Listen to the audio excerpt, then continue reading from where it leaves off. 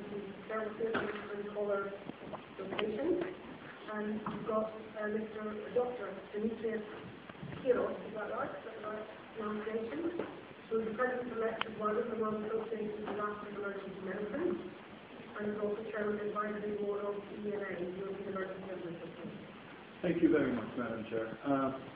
As a medical doctor, as an emergency doctor, for me, 112 is not about telecommunications. 112 is about saving lives.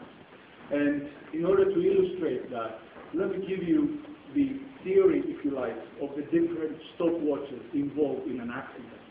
So let's say if a bang happens, there is a stopwatch that starts there for the people who have been injured or they are ill. And that stopwatch, although it is started, it gets no response from anybody.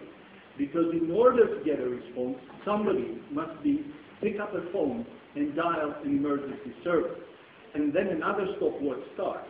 But even that stopwatch doesn't get any response to the people who are already injured. Because then that telephone call needs to be answered by a service, and a dispatch should get the information in order to decide which service should go to the scene. But remember, even as we speak now, nothing has happened for the people who are injured, because it is only when that emergency vehicle is dispatched and it arrives on scene that it can provide services to the person in need. 112 there should be seen as an instrument, as a way of counting interval time between the call, the dispatcher, and the arrival of stopwatches that need to be as close to time as possible. In order to do that, we should inform and educate the citizens of 112. And as we all know, the last Eurobarometer showed that only 22% of Europeans know about 112. And 112 should be the number to be dialed everywhere in the EU and for all Europeans, not just something that when you're outside your country should know about. Because if you don't do it when you're inside the country, when you need it and you're outside the country, you will not remember it. You will start arguing, was it 112, was it 121, was it 211, what was it? Because I know it was something, but I don't know exactly what was it.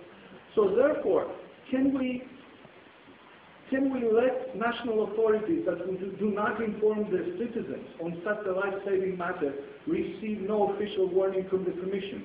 And finally, the Commission should find ways to inform the European citizens as well, and even suggesting that should develop a common logo across Europe for a 112, and you can see one logo that ENA is already using.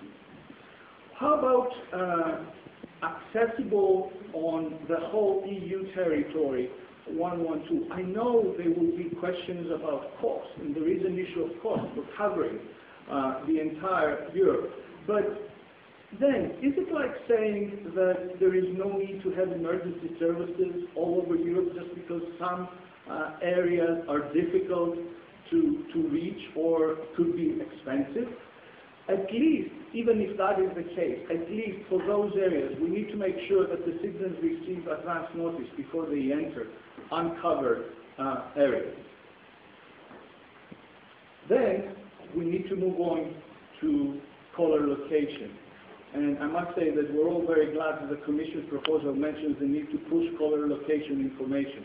Because what is the point of receiving caller information if it's an hour or a day or a week later? It's practically, we're talking seconds. We shouldn't be talking about hours or days. And this should apply to fixed and mobile operators, and there must be close cooperation. Let me just also here approach the development of sets for agreed standards. And I know that some people might have strong points here, but there is no point of implementing 112 only from a telecommunications point of view.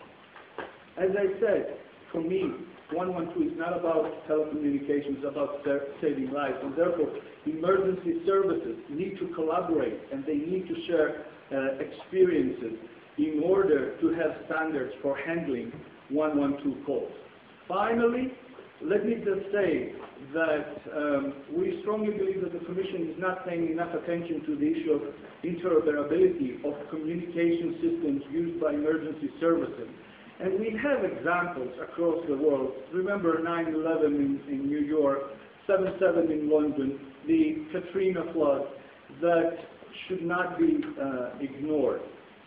Finally, another point that should be taken into consideration is the request from the European Parliament for the establishment of an early warning alert system for citizens. And that concludes my presentation. Thank you very much for your attention. Thanks very much. That was very helpful in terms of the core of the issue of the 112 number.